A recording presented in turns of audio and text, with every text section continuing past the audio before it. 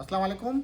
ये वीडियो हज committee of India के उस सर्कुलर के बारे में है, ख़ास करके जो हज में जाने वाले आदमी ने हज के लिए ट्रेनिंग देने वाले ट्रेनर्स की जो नियुक्ति होती है, जो उनको सिलेक्ट किया जाता है। इस बार बहुत कुछ चेंज किया गया है। हज कमेटी ऑफ इंडिया ने दो अहम बदलाव किए हैं।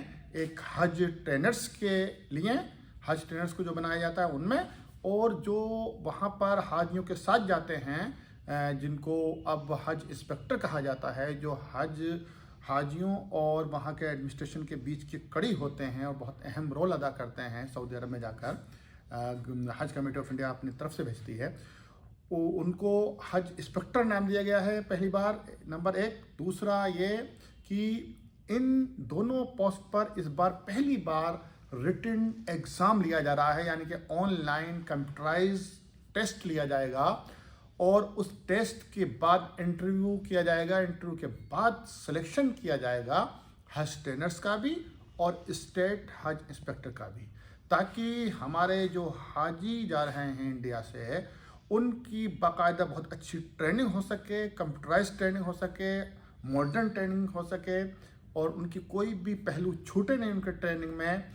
और इसी तरह जो इंस्पेक्टर, स्टेट हज इंस्पेक्टर जाएंगे हाजियों के साथ, 150 हाजियों के साथ एक हज इंस्पेक्टर का सिलेक्शन किया जाएगा और वो हाजियों के साथ जाएंगे। वो भी बहुत ही अवेयर हों, जानकार हों हज के भी, लॉजिस्टिक्स के भी, और वहाँ का जो पूरा सिस्टम है, एडमिनिस्ट्रेशन है हाजियों के और वहाँ की गवर्नमेंट और इंडियन गवर्नमेंट का, वो पूरी तरह से उसको जानते हों, समझते हों। आपकी बात वहाँ अथॉरिटी तक पहुँचा सकें और अथॉरिटी की बात आप तक पहुँचा सकें। तो इस बार बहुत अहम तरीके से, यानी कि ट्रेनिंग के साथ टेक्निकल और के साथ साथ उनको जानकारी भी होनी चाहिए हज के अरकान की, हज के पूरे सिस्टम की, हज की इंतज़ामिया कमेटी की और पूरे वहाँ का जो निज़ाम होता है उसकी। तो फ़िलहाल जो अभी हज ट्रेनर्स को जो मुंतखब किया जाएगा, उसका रिटन टेस्ट की डेट आ चुकी है। 19 जनवरी को हर स्टेट में ऑनलाइन टेस्ट होगा, जिसको हज कमेटी ऑफ इंडिया उसको ऑर्गेनाइज करेगी, यानी कि उसको कंडक्ट करेगी। लेकिन स्टेट हज कमेटी अपने यहाँ उसका इंतज़ामात करेगी कि कहाँ पर उनका टेस्ट लिया जाए, क्योंकि कंप्यूटर्स चाहिए उसके लिए।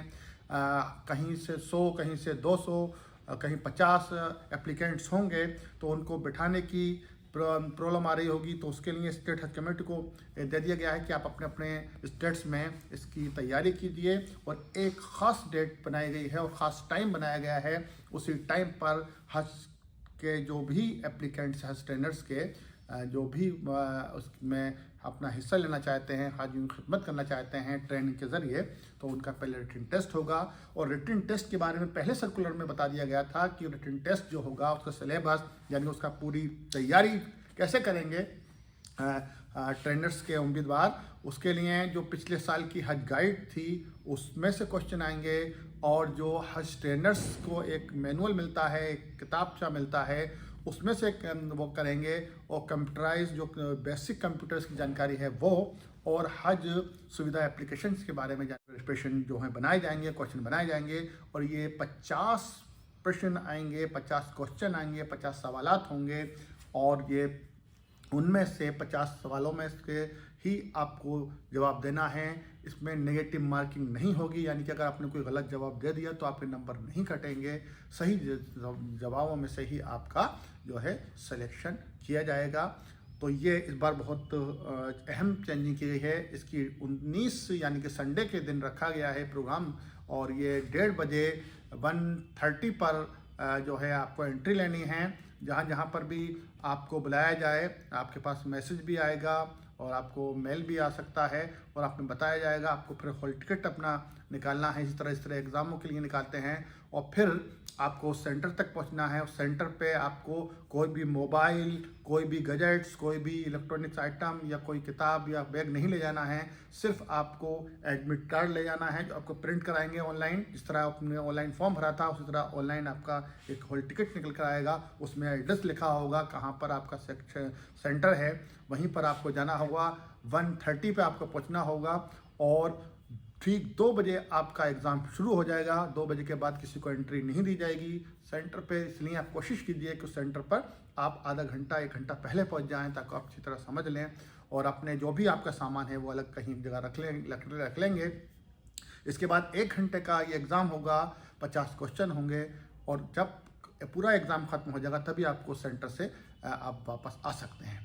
तो ये पूरा इंतज़ाम किए गए हैं। इसमें आपको अपने साथ सिर्फ अपना आधार कार्ड या पैन कार्ड साथ रखना है और वो एडमिट कार्ड, यानी कि वो आपका एक तरह से कहना चाहिए हॉल टिकट, जिसमें आप जिसके ज़रिए आपको एंट्री दी जाएगी, आपको दाखिला दिया जाएगा इम्तहान देने का। तो जिन लोगों ने इसके लिए फॉर्म भर लिया है वो इसको ख्याल रखें। उसकी तैयारी हो रही है हर स्टेट में।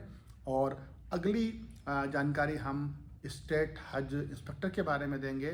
तब तक हमारे वीडियो से बने रहिए और जो भी आदमी हज हैं वो अपनी तैयारी बनाए रखें। 2 किस्त आपकी जमा हो चुकी हैं हज कमेटी ऑफ इंडिया में। तीसरी किस्त अभी जमा नहीं हो रही है, अभी तैयारियां चल रही हैं।